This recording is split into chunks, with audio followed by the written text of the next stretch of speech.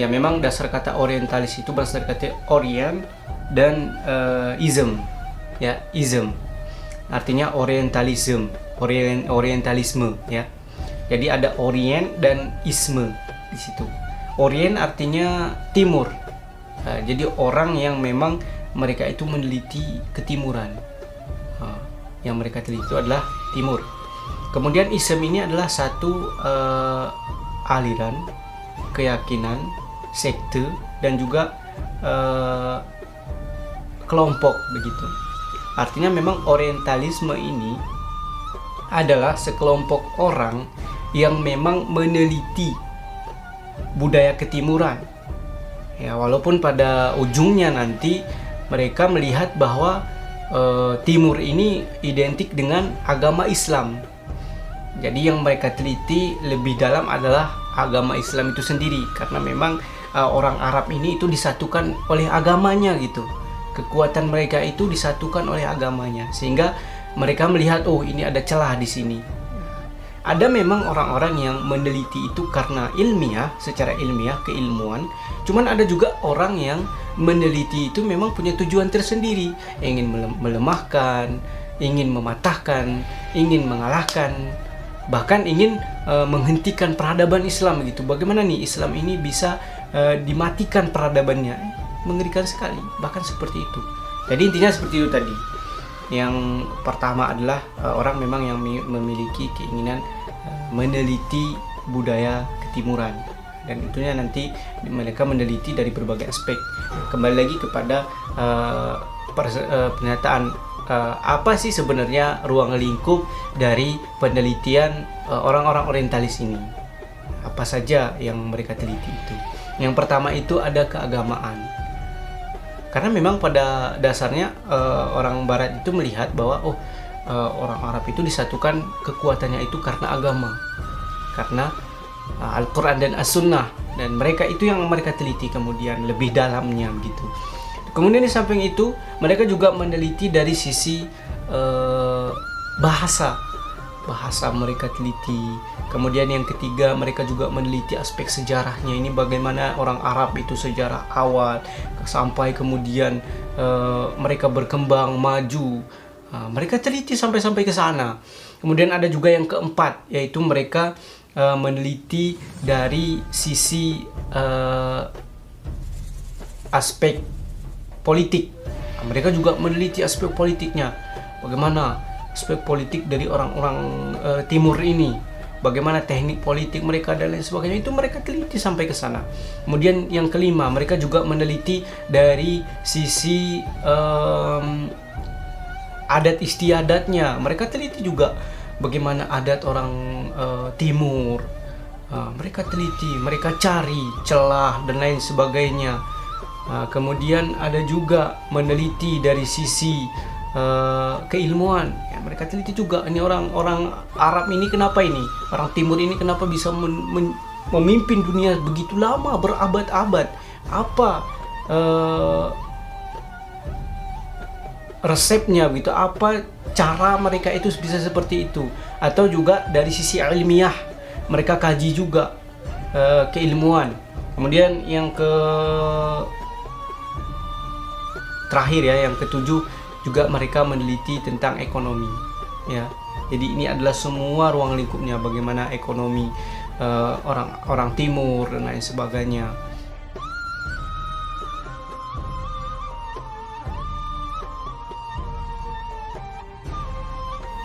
Nah, memang tujuan dasar dari orang-orang Oriental ini mengkaji ketimuran, budaya ketimuran dan lain sebagainya, walaupun mereka pada akhirnya nanti berfokus pada agama begitu.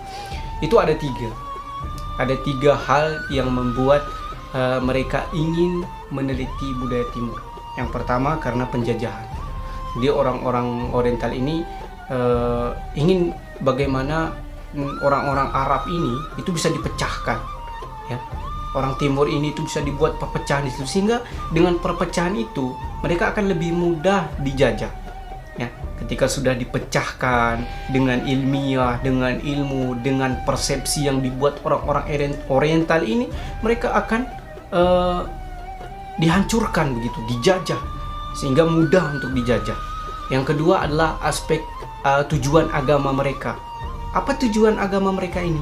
Ya, mereka ingin supaya menyebarkan agama mereka, membuat bahwa framing kepada orang-orang timur bahwa agama Islam itu sebenarnya banyak kekeliruan, banyak kesalahan, memunculkan keraguan di kalangan umat Islam dengan ilmu-ilmu yang mereka miliki. Jadi mereka timbulkan framing, mereka ciptakan persepsi di kalangan orang-orang Arab yang waktu itu beragama Islam dan bahkan sangat kuat. Ya, mereka ingin bagaimana mereka dengan agama, ya, mereka menyebarkan agama, kemudian membuat keraguan agama Islam itu, bahwa agama Islam itu tidak ilmiah, agama Islam itu kuno, agama Islam itu mengekang, agama Islam itu sebenarnya secara ilmiah jika diteliti itu banyak kekeliruannya. Jadi mereka ingin menumbuhkan keraguan itu. Kemudian yang ketiga adalah aspek memang ilmu pengetahuan. Walaupun memang Oriental itu memiliki tujuan-tujuan yang berbeda. Ada yang karena diberikan uang, ya, untuk meneliti dengan tujuan-tujuan tertentu. Tapi kalau kita kaji memang 3 poin ini yang sangat mendasar. Yang ketiga, kembali ke pembahasan adalah Oriental ini memang punya tujuan untuk memang ilmu pengetahuan. Mereka ingin melihat, meneliti lagi. Apa sih kehebatannya dari Timur ini? Apa sih mantapnya Timur ini? Sampai bahkan kekuasaan mereka itu sampai berabad-abad baru bisa dipatahkan begitu. Berarti kan ada sesuatu rahasia tersendiri. Nah, mereka ingin meneliti itu. Kemudian mereka ingin mengaplikasikan ilmu-ilmu orang Islam ini kepada dunia mereka, untuk perkembangan mereka. Walaupun banyak dari mereka juga nantinya tidak akan merahasiakan identitas umat-umat Islam, ulama-ulama Islam itu yang memang berpengaruh di dunia ilmu pengetahuan yang mereka rahasiakan, namanya tidak mereka letakkan, sehingga seolah-olah ilmu itu baru muncul di barat begitu. Banyak juga yang seperti itu. Jadi ada yang karena ilmu pengetahuan. Jadi ini 3 dia poinnya.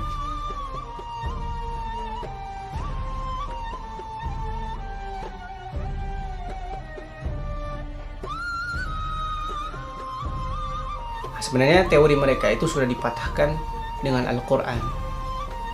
Al-Quran sudah mengatakan, in kuntum tuhibbunallaha fattabi'uni yuhibbukumullah wa yaghfir lakum dzunubakum. Jika kalian memang benar cinta kepada Allah, maka apa yang harus kita lakukan? In kuntum tuhibbunallaha fattabi'uni. Maka di situ kita harus mengikut Rasulullah. Maka sesuatu yang melekat pada Rasulullah, yaitu ada qaulihi, fi'lihi, taqrir, ya, itu semua menyangkut tentang hadis. Bahkan Rasulullah SAW ketika haji wada pada saat itu, ketika perjumpaan Rasulullah dengan khalayak umat Islam yang banyak, Rasulullah katakan, sesungguhnya aku telah meninggalkan 2 perkara untuk kalian. Rasulullah menyampaikan, kalau kalian berpegang teguh terhadap 2 perkara ini, maka kalian tidak akan sesat selamanya. Apa 2 perkara ini? Yang pertama ada hadis. Yang pertama Al-Quran dulu. Al-Quran kemudian As-Sunnah. Ya, ketika kita berpegang kepada Al-Quran dan Sunnah, kita tidak akan pernah sesat selama-lamanya. Nah, itulah hadis tadi. Ada fi'li, qauli, dan taqrir. Ada ketetapan, ada perbuatan. Sallu kama ra'aitumuni usalli, ya, salatlah kalian sebagaimana aku salat. Nah, itu contoh-contoh hadisnya. Maka kemudian bagaimana kita mematahkan teori dari orang-orang Oriental ini yang mengatakan, wah, hadis itu cuma dibuat, hadis itu cuma dikarang-karang itu oleh orang-orang generasi setelahnya. Nah, disinilah perlu ketajaman berpikir bahwa contoh sosok Ignaz. Nah, misalnya ini kita contohkan kepada Ignaz ini, si Oriental misalnya. Ignaz ini adalah orang yang tidak pernah ada dan dia tidak pernah hidup sampai saat ini. Buktinya apa? Ya, dia adanya sekarang. 200 tahun yang lalu dia kemana? Berjuta-juta tahun yang lalu sudah Adam dia tidak ada. Berarti dia tidak pernah ada. Nah, di sini sebenarnya sudah terpatahkan logika mereka. Begitulah hadis. Ya, kenapa kita bisa tahu si Ikhnas ini ada? Oh, Ikhnas punya bapak, bapaknya punya bapak lagi, bapaknya punya bapak sampai kepada nasab gitu. Nah, kalau dalam istilah keturunan, kelahiran si Ikhnas ini ya itu disebut nasab. Tapi kalau dalam hadis, nah di situ ada yang disebut dengan dijelaskan oleh para ulama, ada namanya sanad. Hadis itu nggak sekedar ada, sekedar diciptakan. Ulama-ulama tidak hanya sekedar menulis hadis, tapi hadis yang ditulis itu punya namanya sanad. Nah, sanad inilah yang membuat kuat atau tidaknya satu hadis. Maka ulama bersepakat, ijma ulama bersepakat, kalau ada hadis yang sudah jelas sanadnya begini, sudah sampai, oh ini tokohnya ada, dan ini dari sipulan sampai kepada Rasulullah titiknya nantinya. Maka hadis itu pun ada tingkatan dibagi oleh para ulama. Ulama tidak, bukan berarti ulama asal-asal saja, oh ini ada, sekedar ada, tidak. Bahkan diteliti tingkatan hadisnya, kalau riwayatnya begini, tingkatannya seperti ini, kekuatannya begini. Mutawatir, ada hasan li ghairihi, ada dhaif. Ada sampai seperti itu ulama-ulama meneliti hadis, meneliti kekuatannya, ya.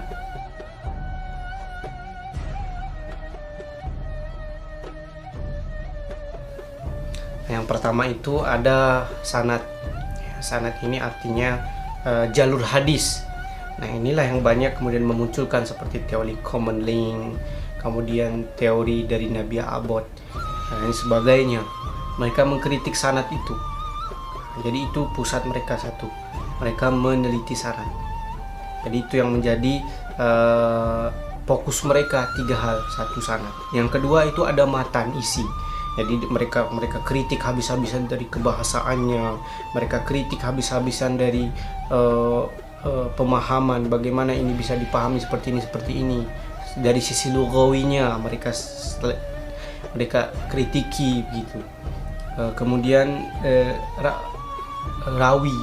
Jadi sanad, matan, rawi. Ini 3 hal yang menjadi fokus kritikan orang-orang orientalis.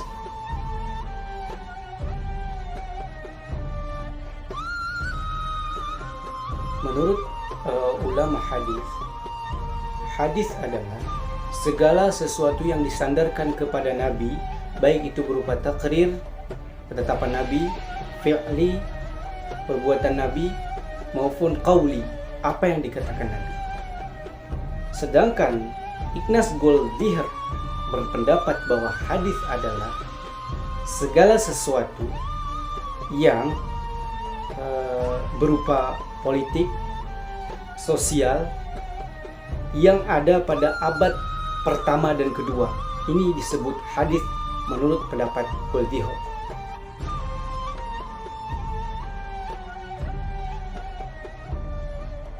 Teori ini dibantah habis-habisan oleh Syekh Mustafa Al-Dhami, seorang ulama hadis, pakar hadis ternama di dunia.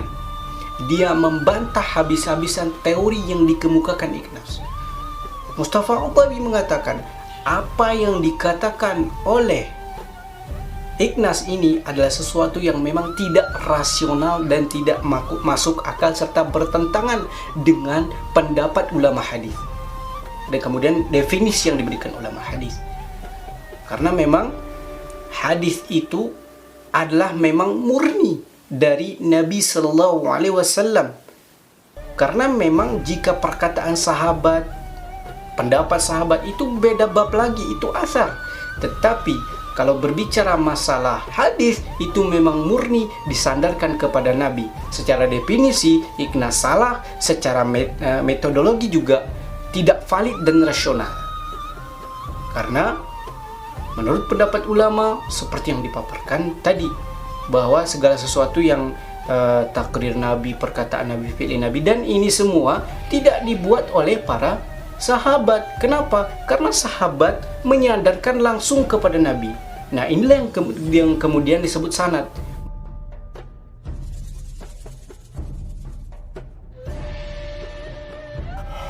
Sanad artinya jalur periwayatan hadis. Nah, hadis ini dari mana? Misalnya hadis ini ada pada abad ke-7. Nah, di abad ke-7 ini siapa yang meriwayatkan hadis?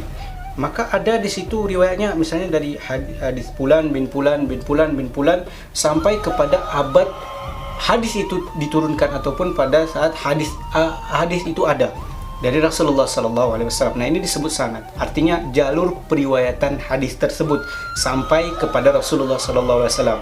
Nah, kemudian apa itu matan? Matan itu artinya isi hadis. Misalnya an Abi Hurairah radhiyallahu anhu qala, an Abi Hurairah. Abi Hurairah ini adalah orang yang mendengarkan hadis, sanad hadisnya, dasar hadisnya. Kemudian ada isi misalnya. Di dalam isi itu disebutkan misalnya apa? Ataupun an Aisyah radhiyallahu anha qalat, dari Aisyah radhiyallahu anhu berkata, ma ra'aitu Rasulullah qad dhahikan hatta tura minhu lahawatuhu, inna ma kana yatabassam. Maka sesungguhnya aku tidak pernah melihat Rasulullah SAW itu ketawa sampai terlihat giginya. Maka sungguh dia hanya innama kana yatabassam. Maka isi daripada hadis ini, nah itu disebut matan. Dan jalur periwayatan orang yang meriwayatkan hadis ini, nah itu disebut dengan sanad. Misalnya dari Fulan bin Fulan bin Fulan bin Fulan sampai kepada Rasulullah SAW, atau sampai kepada orang yang meriwayatkan itu kemudian didengar dari Rasulullah SAW, dari perbuatan Rasulullah SAW, dari qaulihi, fi'lihi, dan taqrir. Maka ini disebut dengan matan, isi. Kemudian bagaimana para ulama memberikan penilaian terhadap hadis. Oh, ini sahih, ini dhaif, ini mutawatir, ini ahad, ya, ini hasan li ghairihi. Bagaimana ulama memberikan definisi? Nah, ulama pada saat itu melihat bagaimana tingkat siapa yang meriwayatkan hadis. Dilihat biografi orang-orangnya. Oh, ini aman, ini terhindar, ini dia memang orangnya dhabit, adil. Kemudian dilihat juga isi hadisnya tidak ada illah, tidak ada cacat, kemudian tidak ada syadz di situ, ya. Maka disitulah kemudian ulama memberikan kuantitas atau kualitas hadis tersebut. Ya, hadis tersebut dilihat kualitasnya. Oh, ini hadis ini hasan karena begini, karena orang yang meriwayatkannya hafalannya lemah misalnya. Kemudian tapi dia dikenal adil, atau misalnya hadis ini diriwayatkan orang yang jujur, orang yang adil, orang yang tidak melakukan perbuatan fasik, orang yang memang jujur dan bahkan hafalannya kuat atau tulisannya itu kuat begitu, tulisannya itu ada gitu. Maka ini akan mempengaruhi kualitasnya. Kalau hadis itu jelas seperti itu tadi, tidak ada ilat, tidak ada periwayatnya adil, dhabit, kemudian tidak ada syadz di situ, maka itu bisa diposisikan hadis itu sebagai hadis yang sahih. Kemudian dilihat dari kualitasnya. Bagaimana hadis itu mutawatir? Hadis mutawatir itu adalah hadis yang diriwayatkan oleh banyak orang, kemudian semua orang tersebut pada tiap tabakat ataupun tingkatan-tingkatnya itu mereka tidak ada bersepakat untuk berdusta. Nah, di sini juga dibagi juga kan, ulama membagi definisinya menjadi dua. Yang pertama adalah bagaimana hadis itu mutawatir secara lafzi, kemudian bagaimana hadis itu mutawatir secara maknawi.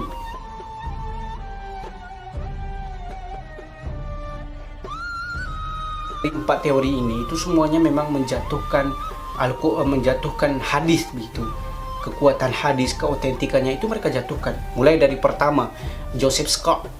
Joseph Scott ini punya teori bahwa hadis itu tidak ditulis pada masa Nabi, tidak ditulis, kemudian dia itu adanya pada masa sahabat tabi'in 200 tahun setelah Rasulullah wafat, yaitu baru ada penulisan hadis. Kemudian teori ini diperkuat lagi oleh Giant Ball. Giant Ball ini juga membuat teori common link. Nah, teori ini pun juga pada intinya menyerang bahwa hadis itu tidak dibuat atau tidak diriwayatkan pada masa sahabat dan juga pada masa Nabi, tapi dia itu ada pada masa tabi'in, yang kemudian dibuatlah kemudian hadis tersebut. Kemudian ada juga teori dari Harold Moski. Harold Bosky juga membuat teori dating analitik begitu, dating date analitik. Artinya segala sesuatu itu dikembalikan kepada dokumen aslinya, dokumen awalnya begitu. Kemudian ada juga teori yang dikembangkan oleh Nabi Abbott. Nah, Nabi Abbott inilah hadir itu setelah teori-teori semua ini dipatahkan. Dari sisi ini sudah dipatahkan oleh para ulama. Dari segi hadis yang diriwayatkan tadi pun sudah dipatahkan. Maka dia hadir di selanjutnya begitu. Dia pun membuat teori. Apa yang dibuat oleh Nabi Abbott ini yaitu teori isnad family. Nah, artinya bahwa ketika hadis tersebut sampai pada masa Nabi, kemudian dijelaskan pada masa sahabat, maka dia bertambah. Dari Nabi bertambah 2, artinya isnad family dia akan terus membengkak, bertambah periwayatnya itu. Dari 1 menjadi 2, dari 2 menjadi 2 dikalikan lagi menjadi 4 dan seterusnya. Jadi semakin ke bawah, semakin turun tabakat ke bawah itu semakin banyak berkembang daripada periwayat hadis tersebut. Sebenarnya teori ini juga sudah dibantahkan oleh para ulama-ulama hadis.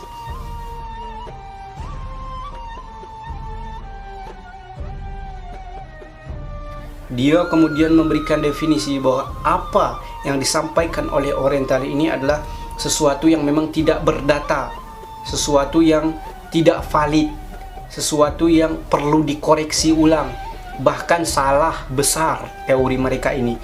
Kenapa? Karena ulama hadis itu dalam membuat sebuah hadis atau menilai sebuah hadis, meneliti sebuah hadis, itu ada disebut dengan sanad, ada disebut dengan matan, ada disebut juga dengan periwayat isi dari hadis tersebut, dan siapakah tokoh-tokoh yang pernah meriwayatkan hadis itu, dan apakah kualitas hadis itu sudah dipaparkan oleh para ulama. Dan teori itu juga dibantah dengan adanya sanad. Artinya pada abad kedua, pada abad pertama penulisan hadis itu ulama-ulama dalam menulis hadis tersebut sudah memakai sanad, sudah pakai dari fulan bin fulan, dari fulan bin fulan, dari fulan bin fulan. Jadi ulama tidak asal sekedar karang-karang rekayasa saja, tapi semua yang ditulis para ulama pada saat itu sudah punya yang namanya sanad. Dan sanad ini tidak bisa diganggu gugat. Kenapa tidak bisa diganggu gugat? Karena ada orangnya. Setiap tabakat, setiap generasi yang mereka kan ada orangnya. Dia bukan tokoh fiktif yang dibuat oleh ulama-ulama hadis, tetapi dia adalah memang ada benarnya.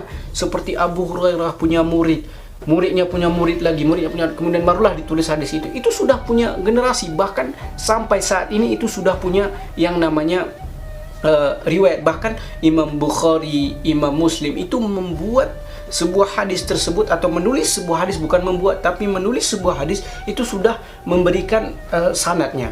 Dan dari sanad inilah teori yang dikembangkan oleh orang-orang Oriental itu dibantahkan menurut pendapat Syekh Mustafa Al-Dhami.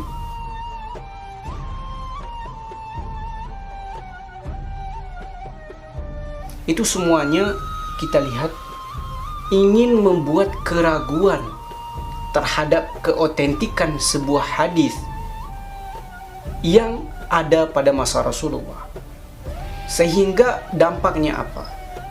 Ketika seseorang ragu terhadap agamanya, ragu terhadap sumber agamanya, ragu terhadap rujukan dari amalannya, ibadahnya, apa yang dia lakukan, maka ini akan berpengaruh sangat besar terhadap imannya. Kalau orang-orang yang tidak punya iman yang kuat, akal yang lemah, mereka akan terbawa dengan teori yang dibawa oleh para Oriental, sehingga ada keraguan terhadap pengamalan nilai-nilai syariat yang berlaku, yang sudah ditetapkan oleh Nabi SAW, yang diberikan kewajiban kepada tiap mukallaf. Ini dampaknya. Orang akan ragu dengan agamanya sendiri, sehingga sejengkal, sehasta orang-orang akan mulai meninggalkan agamanya secara tidak disadari, bahkan disadari.